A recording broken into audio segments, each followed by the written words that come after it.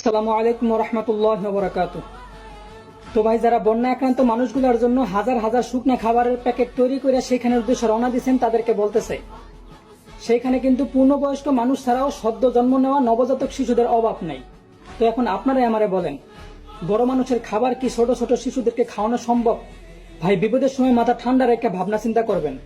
আর আমার এই ভিডিওটা যদি আপনি দেখা থাকেন আর আপনি যদি সেইখানকার একজন সাহায্যকারী হয়ে থাকেন, তাহলে অবশ্যই আপনার কাছে আমার বিশেষ অনুরোধ থাকবো যে সেইখানে যাওয়ার আগে মোমবাতি থেকে শুরু করে নবজাতকদের পোশাক সহ তাদের খাবার অবশ্যই নিয়ে যাবেন, যাতে এমনটা না হয় যে আল্লাহর রহমতে যে শিশুদেরকে নিজ হাতে উদ্ধার করছেন তাদেরকে খাওয়ানোর অভাবে মৃত্যুবরণ করতে হয়। আর একটা কথা বলতে চাই বর্তমান ক্যামেরাম্যান গুলারে, ভাই লজ্জা করে না যখন পানির স্রোতের সাথে মানুষ ভাইসে যেতেছে আর আপনি এক আধা ক্যামেরা ধরে আর এক আধা ইশারা দিতেছেন পারে আসতে? লজ্জা করে না যে আপনি একটা সুস্থ পুরুষ হওয়া সত্ত্বেও শুধুমাত্র ভিডিও করার জন্য আরেকজন মানুষের সাহায্য করতে পারতেছেন না? আমি জানি না আর কেমনে কইলে আপনারা বুঝতে পারবেন যে ভাই বর্তমান পরিস্থিতি মানুষের কাছে রিপ্রেজেন্ট করার মতো না।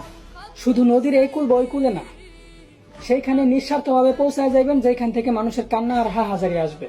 তো পরিশেষে বলবো, বন্যা আক্রান্ত প্রত্যেকটা জেলা বা উপজেলার পাশে দাঁড়ানোর চেষ্টা করেন, আর যারা না দাঁড়াইতে পারতেছেন তারা মন ভরে আল্লাহর কাছে দোয়া করেন।